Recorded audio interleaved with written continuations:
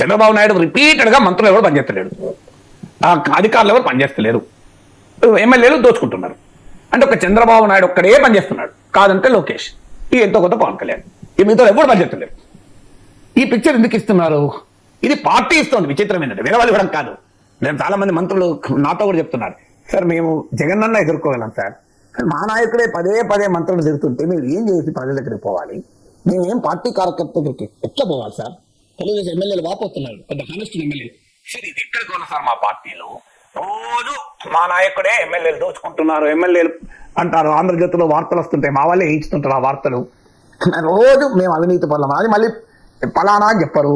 ఎమ్మెల్యేలు అంటే అందరూ వస్తాం కదా, నేను క్షేత్రస్థాయికి పోతే మా పైన మీరు భూములు ఆక్రమిస్తుంటారు కదా, అక్రమ ధనం నడుపుతుంటారట కదా, మీరు ఆస్తుల పంపకాల్లో ఇన్వాల్వ్ అవుతున్నారట కదా, మీరు సొంత ఆస్తిని రిజిస్టర్ చేసుకోవాలన్నా మీకు కప్పం కట్టాలట కదా, మీ దగ్గర కంపెనీ పెట్టాలన్నా ఒక వెంచర్ లేఅవుట్ వెళ్ళినా డబ్బులు అడుగుతున్నారట కదా అని మమ్మల్ని అడుగుతున్నారు సార్. కల్తీ మధ్య నీకు వాటా ఉంది కదా, ఇసుకలో నీకు వాటా ఉందట కదా, మీరు అధికారంతో మత్తులో మునిగిపోతున్నారట కదా.